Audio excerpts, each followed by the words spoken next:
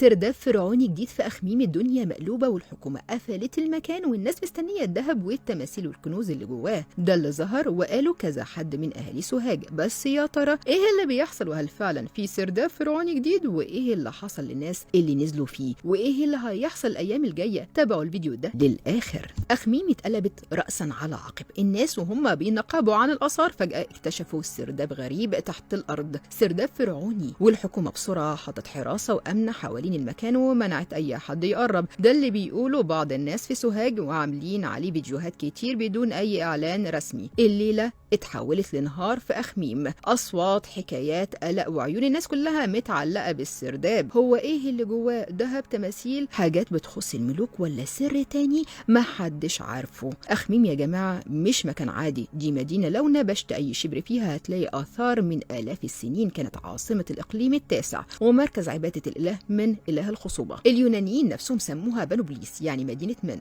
التاريخ بيقول لنا إن الأرض دي فوقها حضارة وتحتها كمان حضارة تانية لسه ما طلعتش للنور. ولما تيجي تبص على اللي اتكشف قبل كده تعرف إن الموضوع مش هزار. يعني عندك تمثال مرت أمون بنت رمسيس الثاني اللي طوله أكتر من 11 متر. لو هناك تخيل أكبر تمثال لملكة في العالم كان موجود في أرض أخميم. وكمان لسه في أجزاء من معبد رمسيس الثاني تحت الجبانة القديمة. يعني وأنت ماشي وسط البيوت ممكن تكون ماشي فوق معبد فرعوني كامل. بس اللي بيحصل دلوقتي مختلف. الناس بتقول ان السرداب ده له امتداد تحت الارض مش معروف اخره فين. ناس دخلت وما رجعتش. الضلمه والهواء اللي بيخلص بسرعه ونقوش على الجدران كلها بتخلي الحكايه مرعبه. الموضوع بقى زي الفتنه، ناس عايزه تنزل تدور على الذهب وناس بتقول دي لعنه الفراعنه، وناس تالته خايفه من ضياع الارواح. وعلى الرغم ان مفيش اي اعلان رسمي او معرفه اذا كان الكلام ده حقيقي فعلا ولا لا، الا ان الناس بتتكلم اكتر. واللي يزود الغموض ان مش دي اول مره حد يكتشف سرداب تحت بيته او ارضه. في كذا واقعه قبل كده في اخميم. واحد وهو بيحفر في بيته لقى سرداب فيه نقوش فرعونيه والشرطه جت وقفلت المكان. واحد تاني لقى سرداب طوله 6 متر وفيه سراديب تانيه والموضوع اتقفل بسرعه. يعني وجود سراديب واثار مش جديد، الجديد هو الخوف اللي بيحاوط السرداب ده بالذات واللي خلاه في دماغ الناس انه ملعون او مليان كنوز. الابحاث كلها بتقول ان لو اتعملت خطه تنقيب منظمه ممكن أخميم تتحول لأقصر تانية، لكن المشكلة أن المنطقة فيها السكان كتير وده مأخر أي كشف رسمي كبير. ولحد ما الخطة دي تتحقق بتفضل الناس تنقل الحكايات. سرداب بيبلع الناس، كنوز مخفية، تماثيل بتخرج من باطن الأرض فجأة. والسؤال اللي ملوش إجابة، إيه اللي بيحصل دلوقتي في أخميم بسوهاج؟ الكل عينه على السرداب، الذهب يشد والناس خايفة والتاريخ مستنية حد يكتبه صح. هل السرداب ده مجرد فتحة قديمة اتضخمت في الخيال الشعبي ولا فعلا جواه حاجة تخلي الدنيا كلها تتقلب؟ الحقيقة ان الإجابة لسه تحت الأرض،